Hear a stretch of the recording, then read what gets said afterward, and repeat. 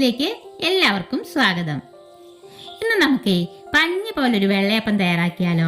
ഈസ്റ്റോ സോഡാപ്പൊടിയോ ഒന്നും ചേർക്കാതെ ഒട്ടും പുളിപ്പില്ലാത്ത രുചികരമായിട്ടൊരു അപ്പമാണ് നമ്മൾ ഇന്ന് ഉണ്ടാക്കാൻ പോകുന്നത്. അപ്പോൾ അതിനായിട്ട് നമ്മളിവിടെ 250 ml കപ്പിന് 2 കപ്പ് പച്ചരി ഒരു ബൗളിലേക്ക് ഇട്ട് കൊടുക്കുന്നുണ്ട്.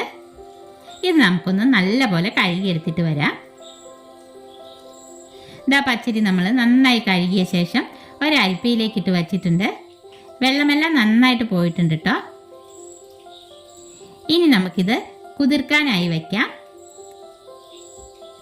നമുക്ക് അരിയേതാ ഒരു ബൗളിലേക്ക് ഇട്ട് കൊടുത്ത് ഇതിലേക്ക് നമ്മൾ കുതിർക്കാൻ ഒഴിച്ചു കൊടുക്കുന്നത് കരിക്കിൻ വെള്ളമാണ് കേട്ടോ. ഒരു വലിയ ഗ്ലാസ്സിന് 1 ഗ്ലാസ് കരിക്കിൻ വെള്ളം എടുത്തിട്ടുണ്ട്. അത് നമുക്ക് അരിയിലേക്ക് ഒഴിച്ചു കൊടുക്കാം. പിന്നെ 1 കപ്പ് തേങ്ങ ചിരകിയത് എടുത്തിട്ടുണ്ട്, അതും കൂടി ഇതിലേക്ക് ചേർക്കാം. പിന്നെ ഇതാ ഒരു 2 ടേബിൾ സ്പൂൺ പഞ്ചസാര ചേർത്ത് കൊടുക്കുന്നുണ്ട്. എന്നിട്ട് നന്നായിട്ടൊന്ന് മിക്സാക്കി വെക്കാം. നമ്മൾ കരിക്കിൻ വെള്ളം ഒഴിച്ച് അപ്പത്തിന് അരച്ചു വയ്ക്കുകയാണെങ്കിൽ ഒരു പ്രത്യേക ടേസ്റ്റാണ് കേട്ടോ. ഇനി നമുക്കിതിലേക്ക് ഒരു നുള്ളി ജീരകം ചേർത്ത് കൊടുക്കാം. ഒരുപാട് വേണ്ട, അതാ ഇത്രയും മതി കേട്ടോ. പിന്നെ ഇതാ അപ്പത്തിന് രുചി കൂട്ടാനായിട്ട് ഒരു 2 ചെറിയ ഉള്ളി കൂടി ഒന്ന് കട്ട് ചെയ്ത് ഇട്ട് കൊടുക്കുന്നുണ്ട്. ഇനി നമുക്കിതിലേക്ക് അരി അരയ്ക്കാൻ നേരം ഒരു 1/2 കപ്പ് ചോറ് കൂടി ചേർത്ത് കൊടുക്കാം.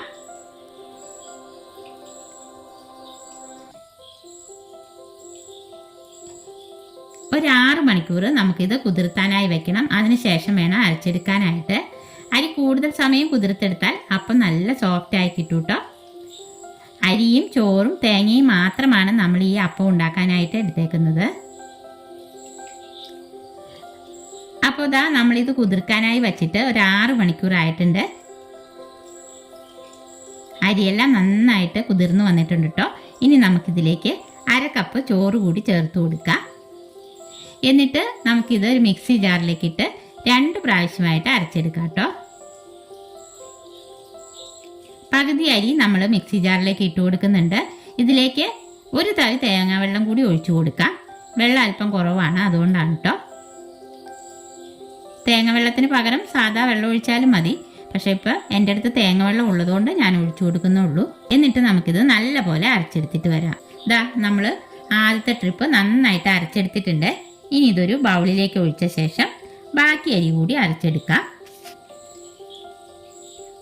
ബാക്കിയുള്ള അരിയും ജാറിലേക്ക് ഇട്ട് കൊടുത്ത് ഒരു തവി തേങ്ങ വെള്ളം കൂടി ഒഴിച്ച് ഈ മാവിന് ആവശ്യമായ ഉപ്പ് കൂടി ചേർത്തിട്ട് ഇത് നമുക്ക് നല്ലപോലെ അരച്ചെടുത്തിട്ട് വരാം. 3/4 ടീസ്പൂൺ ഉപ്പാണ് നമ്മളിതിലേക്ക് ചേർത്ത് കൊടുത്തിരിക്കുന്നത്. ഈ ഉപ്പ് ഈ മാവിന് കറക്റ്റ് ആയിരിക്കും കേട്ടോ. ബാക്കി അരിയും നമ്മൾ നന്നായിട്ട് അരച്ചെടുത്തിട്ടുണ്ട്. ഇതുകൂടി ബൗളിലേക്ക് ഒഴിച്ചു കൊടുക്കാം. അതിനുശേഷം ഒരു തവി വെച്ചിട്ട് 2 മിനിറ്റ് നന്നായിട്ട് ഇളക്കി കൊടുക്കണം.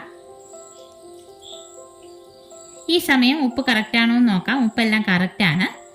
അത് നോക്കി, ഇതാണ് നമ്മുടെ മാവിൻ്റെ കൺസിസ്റ്റൻസി.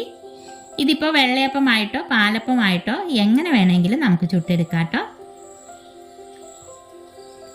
ഇനി നമുക്കിത് ഫെർമെൻ്റ് ആവാനായിട്ട് മാറ്റി വയ്ക്കാം. ഞാനിതിപ്പോൾ രാത്രി ഒരു 8 മണിക്കാണ് അരച്ച് വെക്കുന്നത്. രാവിലെ ഒരു 6 മണിയാകുമ്പോഴേക്ക് നമ്മളിത് എടുക്കുകയുള്ളൂ. ഏകദേശം ഒരു 10 മണിക്കൂർ അപ്പോഴേക്കും നമുക്കിത് നല്ലപോലെ ഫെർമെൻ്റായി വരും. ഇനി നമ്മൾ ഈ മാവരച്ച പാത്രം ഇതുപോലൊരു ബിരിയാണി പാത്രത്തിലേക്ക് ഒരു പ്ലേറ്റ് കമഴ്ത്തി വെച്ചിട്ട് ഇതിലേക്ക് ചെറു ചൂടുവെള്ളമാണ് ഒഴിച്ചു കൊടുക്കുന്നത്. എന്നിട്ട് മാവൊഴിച്ച പാത്രം ഇതിലേക്ക് ഇറക്കി വെച്ച് കൊടുത്ത് മൂടി വെച്ച് നല്ലപോലെ അടച്ചു വയ്ക്കാം. തണുപ്പുള്ള കാലാവസ്ഥയിലും ഇങ്ങനെ വെക്കുകയാണെങ്കിൽ മാവ് നന്നായി പൊങ്ങി വരും കേട്ടോ. ഇതാ ഇപ്പോൾ രാവിലെ ആയിട്ടുണ്ട്. നമുക്കിതൊന്ന് തുറന്നു നോക്കാം. ഒരുപാട് അങ്ങനെ പൊങ്ങി വന്നിട്ടൊന്നുമില്ല, പക്ഷേ നന്നായിട്ട് ബബിൾസ് ഒക്കെ വന്നിട്ട് ഇതാ ഇതുപോലെ ആയി കിട്ടിയിട്ടുണ്ട്. ഇനി അധികം കുത്തി ഇളക്കാതെ നമുക്ക് അപ്പം ചുട്ടെടുക്കാം. ഞാനിതാ ഇപ്പോൾ ഇവിടെ ഒരു ദോശക്കല്ല് അടുപ്പത്ത് വെച്ച് കൊടുത്തിട്ടുണ്ട്. നന്നായിട്ട് ചൂടായി വരുമ്പോൾ നമുക്ക് അല്പം വെളിച്ചെണ്ണ ബ്രഷ് ചെയ്ത് കൊടുക്കാം. എന്നിട്ട് ഒരു തവി മാവ് ഒഴിച്ച് ഒന്ന് പരത്തി കൊടുക്കാം. ബബിൾസ് വന്ന ശേഷം മൂടി വെച്ച് വേവിച്ചെടുക്കാം. നല്ല പഞ്ഞി പോലത്തെ അപ്പമാണ് കേട്ടോ. ഇനി നമുക്ക് പാലപ്പമായിട്ടൊന്ന് ചുട്ടു നോക്കാം. പാലപ്പച്ചട്ടി അടുപ്പത്ത് വെച്ച് ചൂടായി വരുമ്പോൾ ഒരു തവി മാവ് ഒഴിച്ച് ചുറ്റിച്ച് ബബിൾസ് വന്ന ശേഷം മൂടി വെച്ച് വേവിച്ചെടുക്കാം.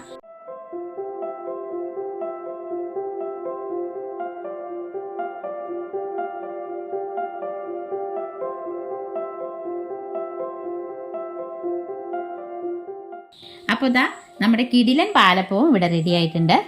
ഇതിപ്പോൾ എങ്ങനെ ചുട്ടെടുത്താലും നല്ല ടേസ്റ്റാണ് കേട്ടോ. വെജിറ്റബിൾ കറിയുടെ കൂടെയോ ചിക്കൻ കറിയുടെ കൂടെയോ മുട്ടക്കറിയുടെ കൂടെയോ എന്ത് കറിയുടെ കൂടെയും ഇത് നല്ല കോമ്പിനേഷനാണ്. ഇനിയിപ്പോൾ കറി ഇല്ലാതെ വെറുതെ കഴിക്കാനും നല്ല ടേസ്റ്റാണ്. കൊച്ചു കുട്ടികൾക്കൊക്കെ കൊടുക്കുകയാണെങ്കിൽ അല്പം പാലും പഞ്ചസാരയും ചേർത്ത് കൊടുത്തു നോക്കിക്കേ, കുട്ടികൾ ഒരുപാട് ഇഷ്ടത്തോടെ കഴിക്കും. അപ്പോൾ ഇതാ ബാക്കി മാവ് കൂടി നമുക്ക് ചുട്ടെടുക്കാം. അങ്ങനെ ഇതാ നമ്മൾ പാലപ്പവും വെള്ളയപ്പമായും ചുട്ടെടുത്തിട്ടുണ്ട്. അപ്പോൾ ഇന്നത്തെ നമ്മുടെ അപ്പത്തിൻ്റെ വീഡിയോ എല്ലാവർക്കും ഇഷ്ടപ്പെട്ടെങ്കിൽ ലൈക്ക് ചെയ്യാനും ഷെയർ ചെയ്യാനും സബ്സ്ക്രൈബ് ചെയ്യാനും മറക്കല്ലേ.